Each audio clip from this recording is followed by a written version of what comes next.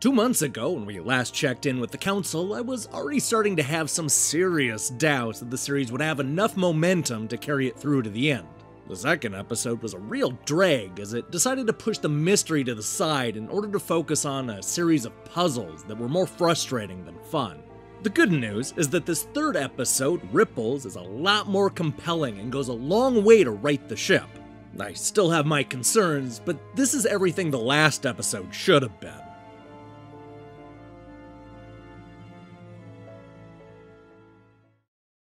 If you've been waiting for some concrete answers, then this is the episode for you.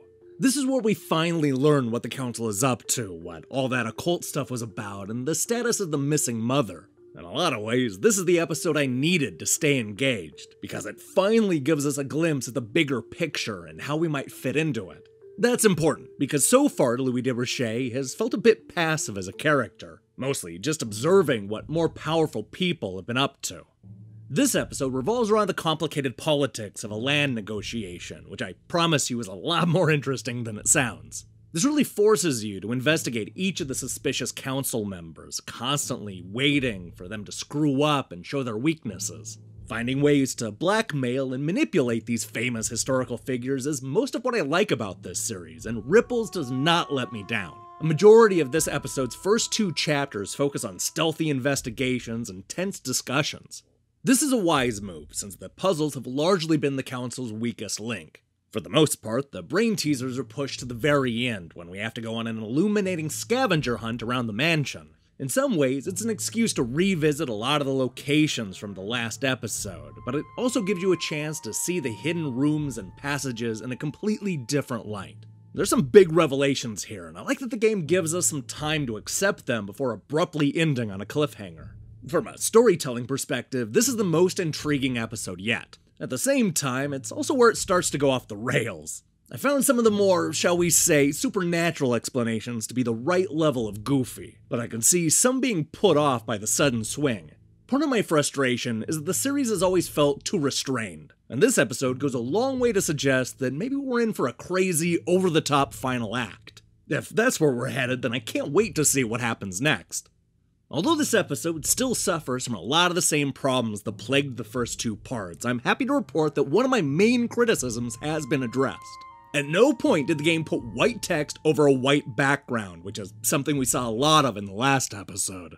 It also felt like Ripples ran a bit smoother than the previous episodes. It's still a little hard to get around the mansion, the gameplay is clunky, the graphics are hit or miss, and the animation is a mess, but I certainly see improvements over episodes 1 and 2.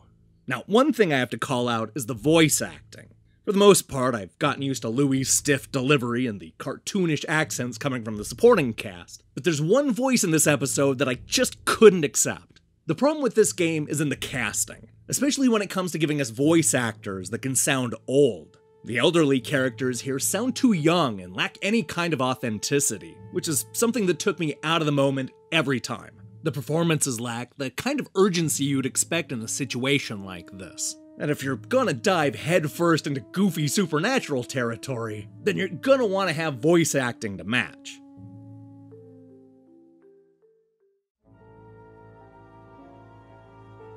While I'm still a little iffy if the Council will be able to stick the landing, Episode 3 quells some of my fears. This is a story-heavy episode that does an excellent job of answering a lot of the biggest questions while simultaneously leaving us more confused. Best of all, the puzzles here are actually fun, and I had a good time with the scavenger hunt. If the developers can work out some of the gameplay issues and the voice acting improves, then we'll be in for a real treat when the Council wraps up. Ripples is the best episode yet.